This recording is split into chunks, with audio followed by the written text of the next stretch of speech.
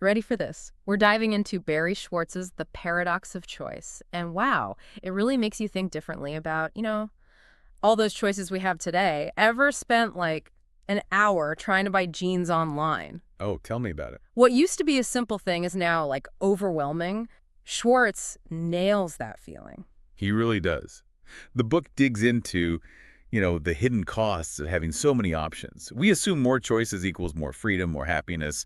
But is that really true? Right. Schwartz talks about this exact thing with buying jeans. Like you walk into a store, ask for your size, and then bam! You get hit with a million questions. Seriously. Slim fit, relaxed fit, boot cut, distress. Like how many types of jeans do we need? And it's not just jeans. It's everywhere. It's the cereal aisle. It's Netflix. You're just bombarded. Schwartz argues that too much choice can actually make it harder to choose anything at all. Oh, 100%. It's like your brain just shuts down. And the crazy thing, Schwartz points out that this whole too many choices problem, it's kind of new. Our grandparents, they didn't have 50 kinds of cereal to pick from. It's true. We take this abundance for granted. But there's a downside. Schwartz throws out some wild stats. Like, did you know there are over 20,000 new products released every year? No way. Plus, something like 3,000 ads we see each day. It's no wonder we feel overwhelmed. Seriously, it's like information overload, but with stuff. So what happens when we have all this choice? What does Schwartz say about how it backfires? He talks about several downsides. One of the big ones, decision paralysis. He mentions this study where people were offered samples of jam, one booth, 24 flavors, the other just 6. What do you think happened?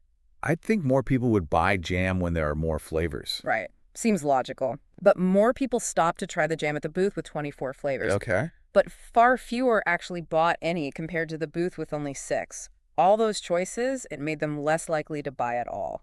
So interesting. I feel that way sometimes. Too many choices, I just give up. Exactly. That's choice overload in action. Your brain's trying to protect itself. Too much to think about, so we do nothing. Procrastinate. Say we'll decide later. And then later never comes.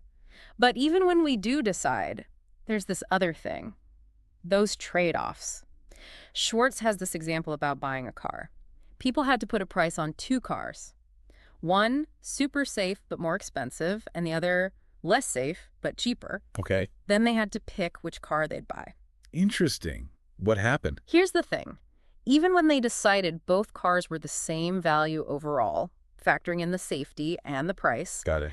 they still usually chose the safer, pricier car when they actually had to pick. Wow. So even when we think we've done the math, something else takes over. It's like we're already regretting our choice before we even make it. Totally. And that leads to another downside of too much choice.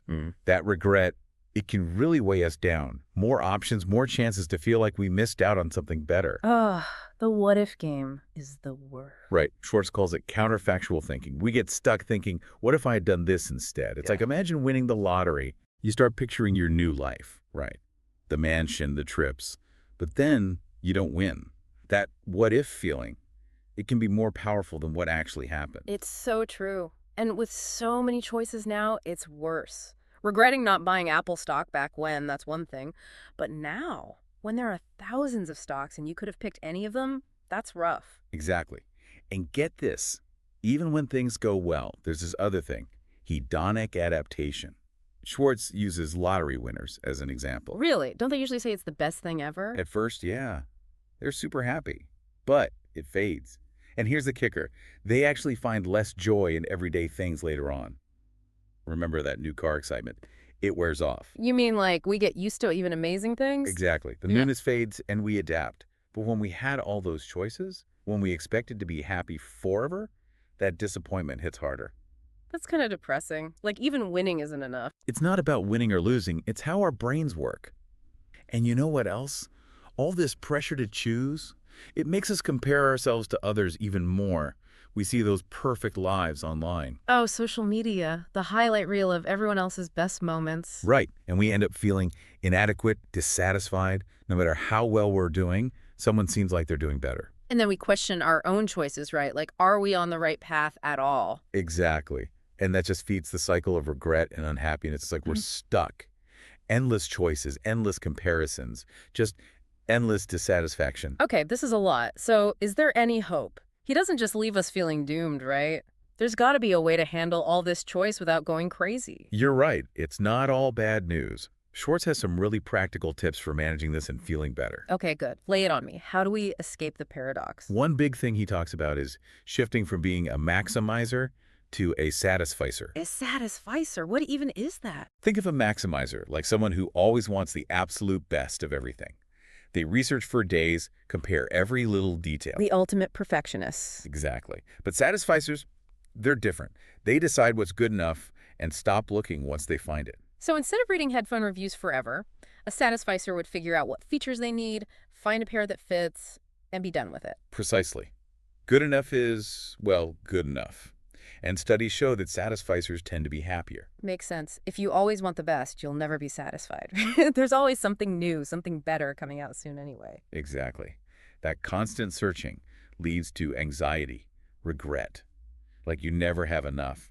Satisficing lets us enjoy what we have, decide faster, and have energy left over for other things. So it's about being more deliberate, choosing more mindfully, instead of getting lost in chasing the best.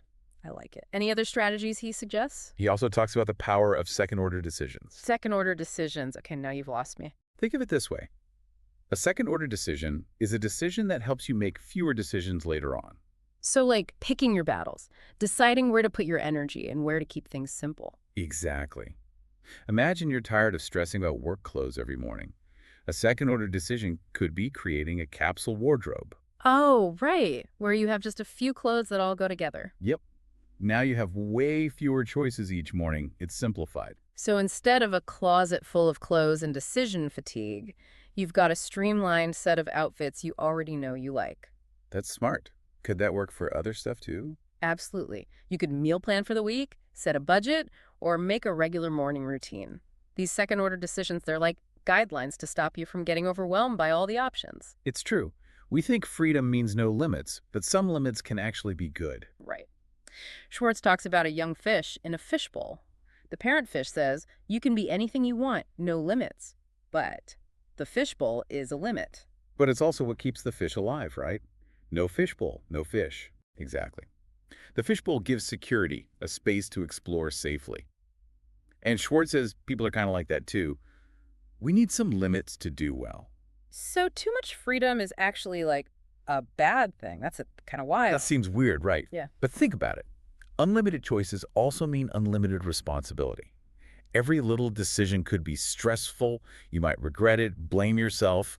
But when we accept some limits, we free up space in our brains for what really matters. I see what you mean. So how do we actually, love constraints in real life?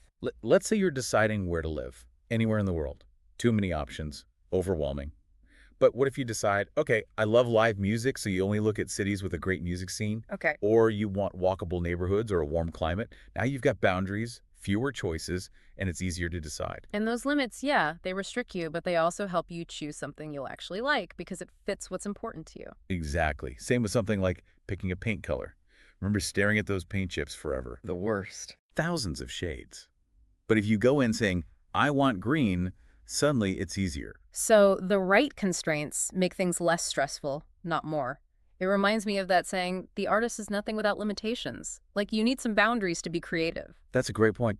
Limits can inspire us, not just hold us back. Schwartz says that a lot of amazing things people have done throughout history came from working within limits.